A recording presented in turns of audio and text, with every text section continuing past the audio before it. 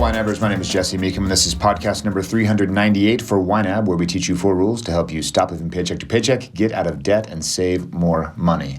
Why is it when you're spending a lot of money, let's say you're buying a big ticket item like a car or a house, why is it that you become desensitized to little upticks in the cost of just about everything? There's a theory in negotiations where you're anchoring, where whoever throws out the first number has thrown out the anchor.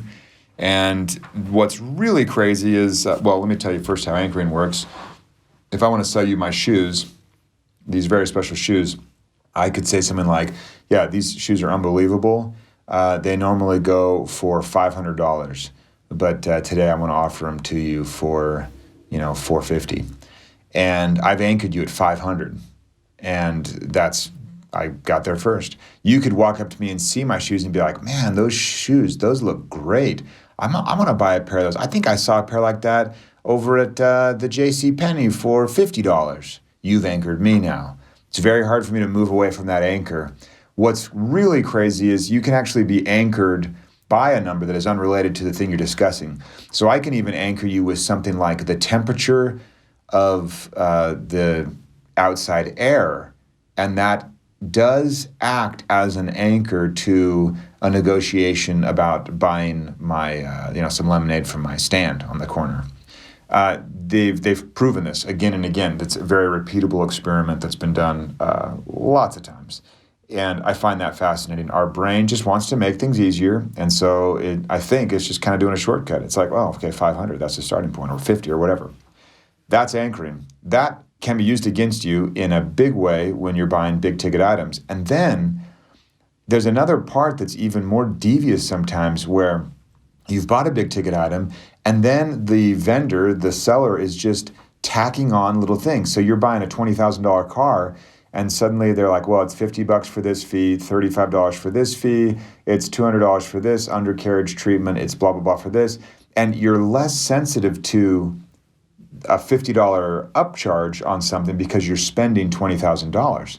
Now, if you were to walk into Walmart and go buy some milk, and your normal grocery trip runs you 50, 60, let's say it runs you $100, and you notice that when you're checking out, it's actually $150 because there's a self-checkout processing fee, which I think would be funny if there were, you would just be outraged. You'd like throw the gallon of milk so far. You'd be so mad.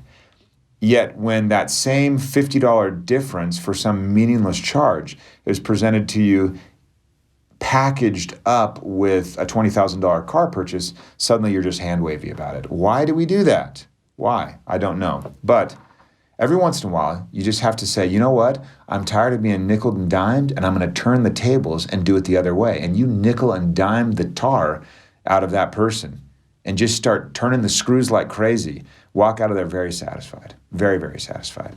So don't let yourself get nickel and dimed when you've been desensitized to the nickels and dimes. And also, second lesson, look out for anchoring. Watch for it. It happens all the time. You'll walk into Kohl's, one of my least favorite stores. Not a knock on Kohl's, although now you can bring your returns from Amazon to Kohl's, and I do think that's pretty amazing. But first time I'd ever been to Kohl's in the last decade was when I was doing an Amazon return, because I've been to Amazon a lot. I mean, how many people have a category in their budget called Amazon, right?